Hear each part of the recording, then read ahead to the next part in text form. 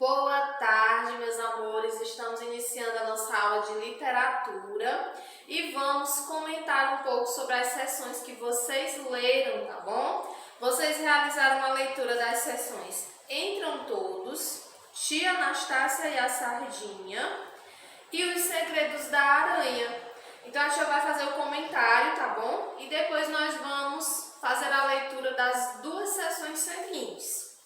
Como a gente viu na aula anterior, o príncipe escamado, junto com toda a sua corte, foi visitar o sítio do Pica-Pau Amarelo. Mas Dona Benta e Tia Anastácia ficaram muito assustadas porque elas nunca tinham visto seres falantes que agiam como pessoas. Então elas fecharam as portas e não queriam que eles entrassem. Mas Pedrinho deu um jeitinho de fazer com que todos entrassem.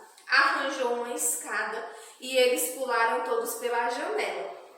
Como elas estavam ainda muito assustadas, elas começaram a conhecer o príncipe escamado, o Doutor Caramujo, todos os seres passaram a conversar e o medo foi passando, foram criando até intimidade e amizade com eles, né?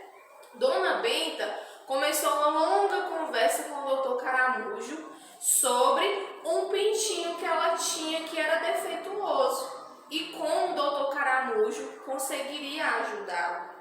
Já a Tia Anastácia criou uma amizade com a Senhorita Sardinha, também conhecida por Miss Sardinha.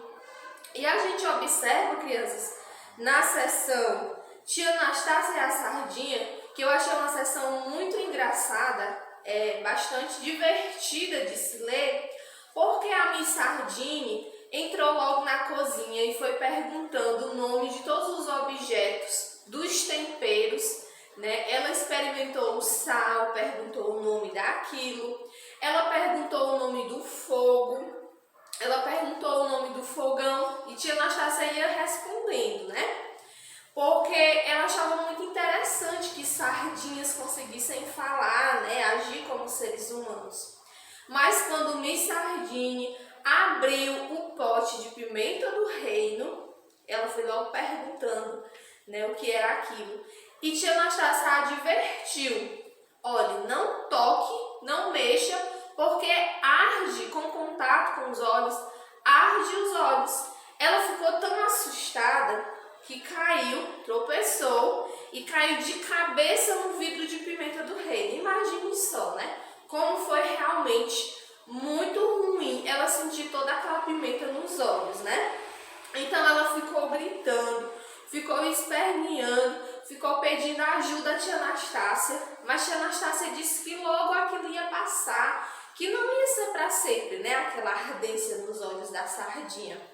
E depois de alguns minutos ela foi abrindo um olho, depois abriu o outro e viu que realmente havia passado aquela ardência, né? Olha só a curiosidade da sardinha. O que não fez com ela? Caiu no pote de pimenta do reino, né? E então, depois que ela ficou recuperada, ela foi fazendo novas perguntas. Perguntou o que era uma frigideira, né? Porque Tia Anastácia disse que era melhor cair no pote de pimenta do que em uma frigideira. Então Tia Anastácia ficou com pena de dizer para ela que a frigideira era justamente usada para fritar carnes, né, ou até mesmo peixes. Então falou para ela que era uma panela rasa e foi caracterizando a sardinha de modo a não traumatizá-la, né? Então Miss Sardinha disse que depois voltaria ali para conhecer melhor aqueles objetos da cozinha de Tia Anastácia. A gente observa na sessão Os Segredos da Aranha que Dona Aranha Costureira foi examinar o quarto de costuras de Dona Benta e ela começou a verificar tudo que tinha ali, né? Todos os objetos, a máquina de costura, né? E começou logo a tecer ali, né, suas roupas, né, a realizar costuras. Então, Emília, que estava com ela e era muito curiosa, fez uma pergunta interessante para a Dona Aranha Costureira. Perguntou para ela como é que ela fazia para carregar na barriga um carretel. Vocês sabem, crianças, o que é um carretel? É um objeto para enroscar as linhas de costura. Então, ela disse que não tinha engolido nenhum carretel, mas todas as aranhas já nasciam com ele, né? Já nasciam com esta linha que tecia, que fazia teias, né? Então, Emília disse, então tá explicado, toda aranha é costureira. E Dona Aranha disse que sim, todas as aranhas são costureiras porque elas têm por natureza aquele tecido, aquela fibra, né, que tece as redes. Então, Emília perguntou se as cores variavam, porque ela gostava muito da cor vermelha. E Dona Aranha disse que não. Todas as aranhas têm a teia da mesma cor, elas não variam, né? E ela disse, Dona Aranha, mas se você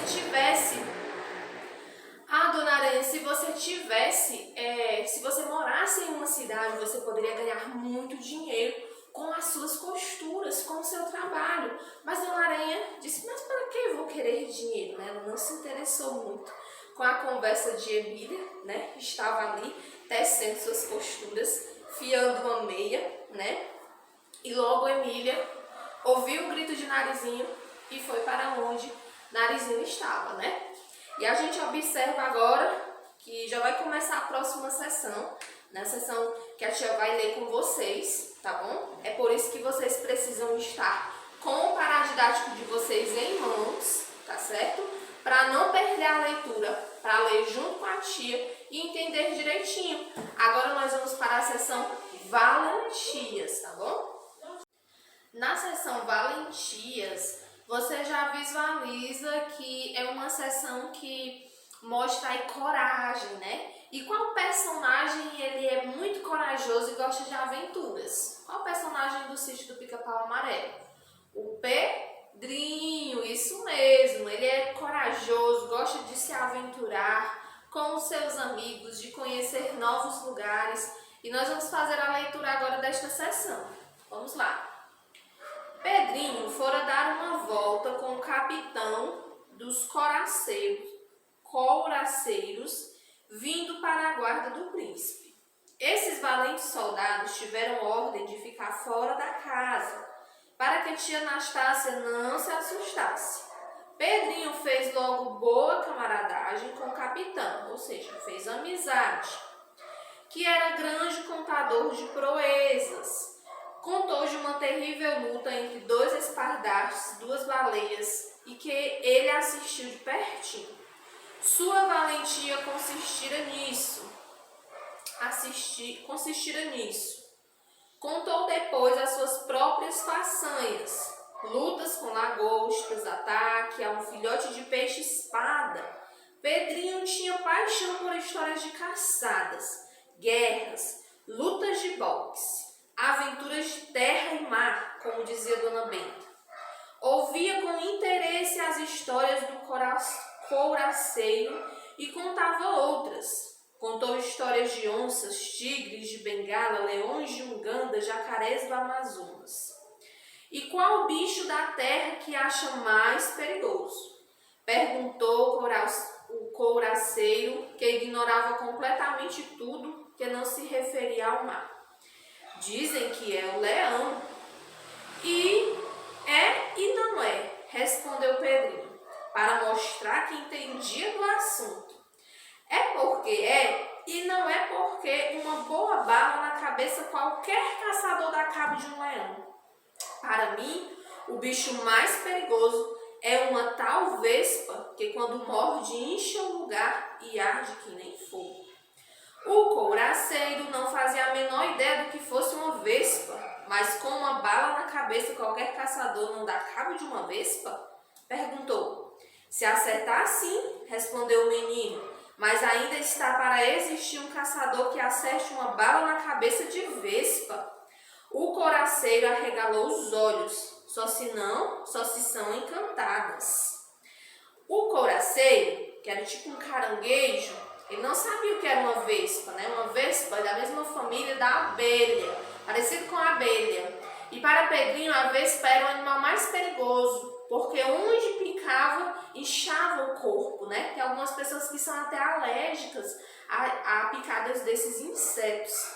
E nenhum caçador pode atirar em uma vespa e logo acertar, né? Porque ela é pequenininha e ela voa muito rápido, né? Então como acertar com um tiro, né? Pior que isso, são deste tamanho e voam como umas danadas. Certa vez uma ferrou na ponta da língua de Narizinho. A coitada viu fogo. Vespa sim é um bicho danado. Eu, por exemplo, que não tenho medo de coisa nenhuma, confesso que respeito as vespas e não sinto vergonha nenhuma de dizer isso. O couraceiro, um dos caranguejos mais diabolos do mar, deu uma risada de desafio, pois eu só queria encontrar com uma. Tenho tirado prosa de muito bichinho valente e tirava das vespas também. Pedrinho riu-se. Sua valentia vem da couraça, capitão. Tire a casca e venha lutar com uma vespa se é capaz. Ofendido com o juízo que o menino fazia dele, o couraceiro replicou: saiba que já me bati com uma grande lagosta e a venci em poucos minutos. O couraceiro se sentia muito valente, era destemido e também, se achava muito, falava que era o melhor, que já tinha enfrentado muitos animais como uma lagosta e poderia enfrentar uma vespa. Grande coisa, pois eu já dei no Chiquinho Pé de Pato, que é o moleque mais temido lá da cidade. E, no entanto, corro de vespa. Corro e hei de correr e nunca terei vergonha de contar isso. Porque medo de vespa é o único medo que não me desmoraliza ninguém. Estavam nesse ponto quando Emília passou muito requebrada com seu vestido de teia cor-de-rosa. Ia tão absorvida em altos pensamentos que nem os percebeu. Quem é esta senhora?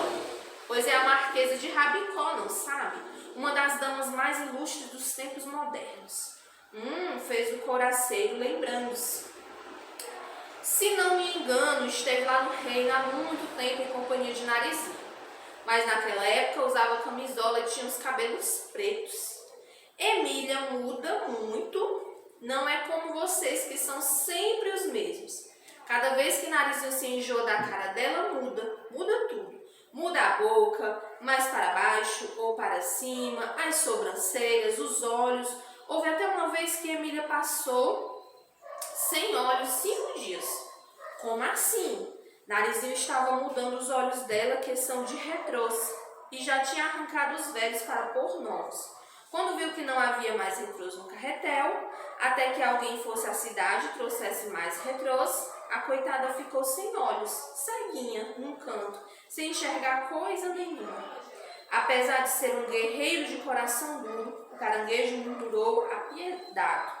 Coitada, como não havia de ter sofrido, mas também continuou Pedrinho. Quando a linha veio e Narizinho botou-lhe olhos novos, bem arregalados, Emília tirou a fome. Passou o dia inteiro sem fazer outra coisa senão olhar, olhar e olhar. Tem filhos? Perguntou ainda o curioso capitão. Não, Narizinho não quer. Emília é sua companheira de passeios e viagens. Se tivesse filhos, teria de ficar em casa, dar de mamar as crianças, lavar fraldinhas e adeus passeios. Agora nós vamos fazer a leitura da sessão Os Espantos do Príncipe. Vamos lá, crianças. Acompanhe aí no seu paradidático. Narizinho e o príncipe de braços dados percorriam um sítio. Lá haviam visitado o chiqueirinho de Rabicó, porque o príncipe tinha perguntado por todos quando ele chegou no sítio do Pica-Pau Amarelo. Perguntou pelo Visconde de Sabugosa, perguntou pelo Marquês de Rabicó, perguntou por Emília. Então foi lá onde Rabicó estava, Estava no chiqueirinho. Estavam agora sentados na grama à espera de Emília para verem a vaca mocha. O príncipe não fazia a menor ideia do que fosse uma vaca e mostrava-se impaciente por ser apresentada àquela. A vaca mocha ia explicando à menina: é a senhora mais importante aqui do sítio, depois da vovó e de tia Anastácia. Ela não faz mal nem a mosquito. Mas como então devorou o pai, a mãe e todos os parentes do Visconde Sabugosa, O príncipe ficou curioso. Como era que a vaca mocha não fazia mal a ninguém e devorou os sabugos de milho? É que eles eram sabugos E sendo sabugos, a moxa não perdoa mesmo. Agarra e vai mascando. Mas para gente como nós, gente de carne, ela não faz nada. Vaca não come carne, sabe?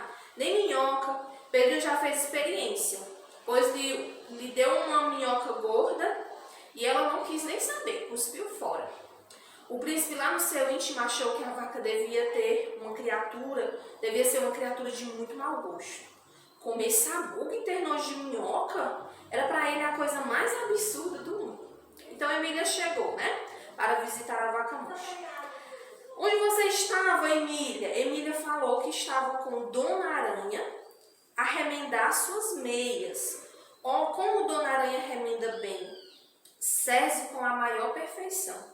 E dirigindo-se ao príncipe, Emília falou: por que não dá a Dona Aranha para Narizinho? Apesar de ser princesa, Narizinho anda sempre de meias furadas por falta de uma boa aranha aqui no sítio. Começam as inconveniências. Advertiu a menina fazendo caranca. Anda com meias furadas o seu nariz. Vamos visitar a vaca mocha, que é melhor. Foram em direção à cocheira. Assim que o príncipe deu com a vaca, estacou de olhinhos muito arregalados. Nunca supôs que houvesse um bicho tão fora de propósito.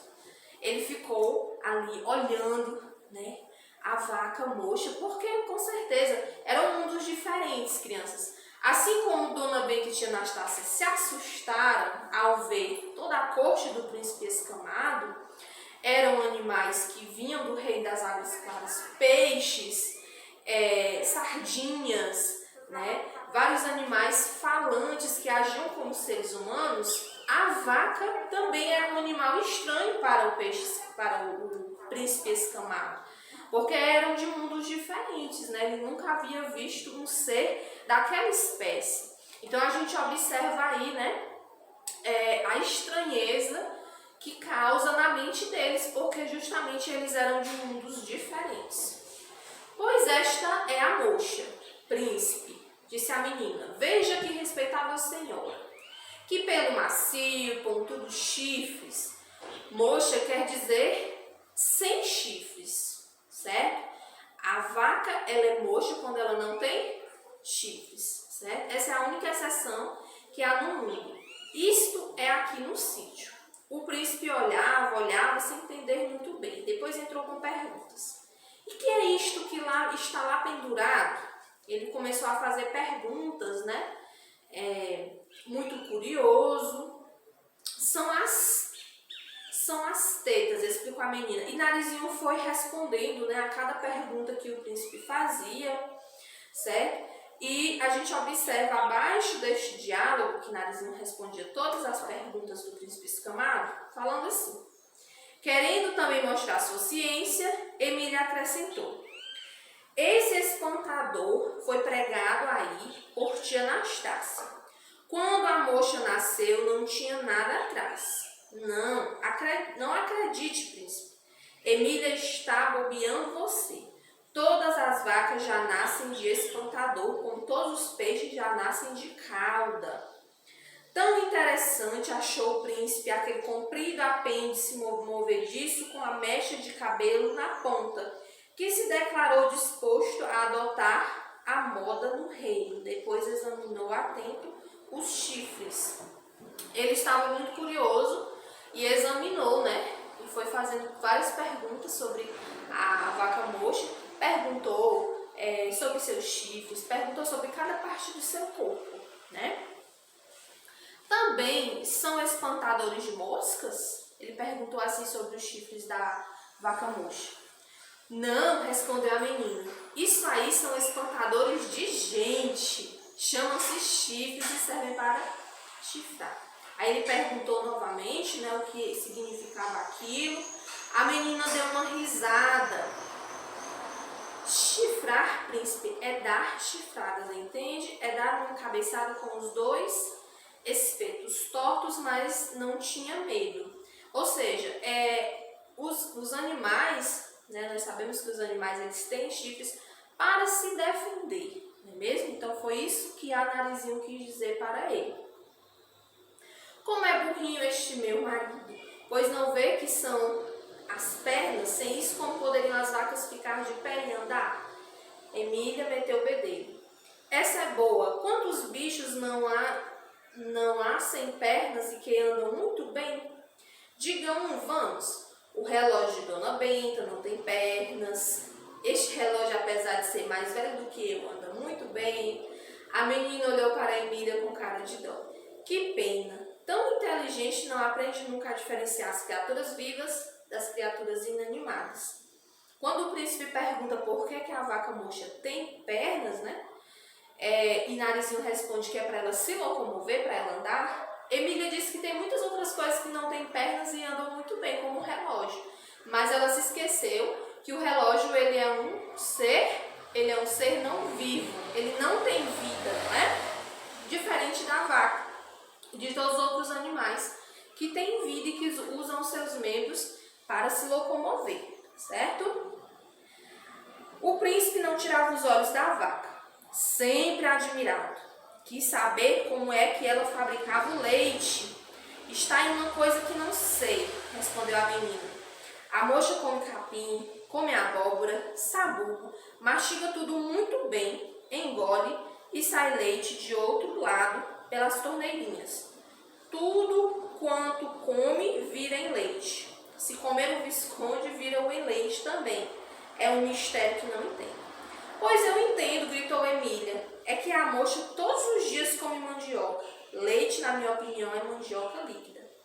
Que sandice, Emília, que bobagem. Pois não vê que Rabicó também come mandioca e não dá leite? Isso é porque Rabicó não tem torneirinhas. Se tia Anastácia pusesse nele 4 torneirinhas, juro que sairia leite, né? Olha a explicação de Emília, como é boba, né? E na verdade, as vacas, tudo que elas comem realmente gera leite, certo? É um animal mamífero, né? A função dela foi criada para isso. Desculpe, príncipe, disse a menina, voltando-se para ele. Esta nossa amiga marquesa possui uma torneirinha de asneiras. Quando abre, ninguém pode com a vida dela. Mas escamado não ouvia. Continuava de olhos pregados na mocha, por fim mostrou o desejo de levá-lo para o reino. Impossível, príncipe, respondeu Narizinho, muito pesarosa. Em primeiro lugar, a mocha é de vovó, e vovó não deixa. Em segundo lugar, beberia pelo caminho tanta água do oceano que o leite ficaria salgado. Que pena, esta senhora faria um grande sucesso na minha corte. Emília novamente se intrometeu, né? Aposto que Dona Benta deixa, berrou ela. Aposto que se o príncipe der uma boa baleia em troca, Dona Benta deixa. As baleias também dão leite. A menina pôs as mãos na cintura. E onde iria vovó botar essa baleia? Perguntou muito sério. Aqui na cocheira, ora essa? Se a mocha pode morar aqui, por que não poderia a baleia? Então que tal a baleia é melhor em que a tal baleia é melhor que a mocha? Diga. Olha a ideia de Emília, crianças. Trocar a vaca mocha por uma baleia. Como era que a baleia ia sobreviver em um curral? Se as baleias, elas vivem no mar, né? Elas necessitam de água para sobreviver. Como isso ia ser possível? Para Emília, tudo era possível, né? Olha a cabeça dela, olha só a imaginação dela. Narizinho ajudou-se da burrice de Emília, enfiou-se de cabeça para baixo no bolso do avental. Justamente nesse instante, a vaca deu um mugido. O príncipe, que não esperava por aquilo, cai para trás com um susto. Coitadinho do meu marido, exclamou a menina, precipitando-se para erguê-lo. Não precisa assustar-se assim, bobo. A mocha dá esses berros só de brincadeira. E ajudou a compor as suas diversas escamas que haviam saído do lugar. O príncipe, entretanto, não quis mais saber das histórias. Pálido ainda de susto, tratou de voltar para casa. Sofro do coração, explicou. E se esta senhora berra outra vez, sou capaz de cair em desmaio. Vamos embora. Não quis o príncipe escamado, depois de conhecer, de saber tudo sobre a vaca mocha, com o berro que a vaca deu, né? Ele se assustou e não quis mais saber da vaca, não quis mais ficar perto da vaca, foi embora, né? Então chega a ser bastante engraçado, né, crianças, essas sessões, essas histórias. E vocês terão agora que ler as próximas 3 sessões, certo? Realizar o relato e não esqueça de me mandar a foto, porque comprova que você está lendo, que você está realizando o seu relato direitinho, tá bom? E assim a tia se despede de vocês. Espero que vocês tenham gostado dessas sessões, as reinações, né, as aventuras de Narizinho e toda a sua turma, tá bom? Boa leitura e até a nossa próxima aula.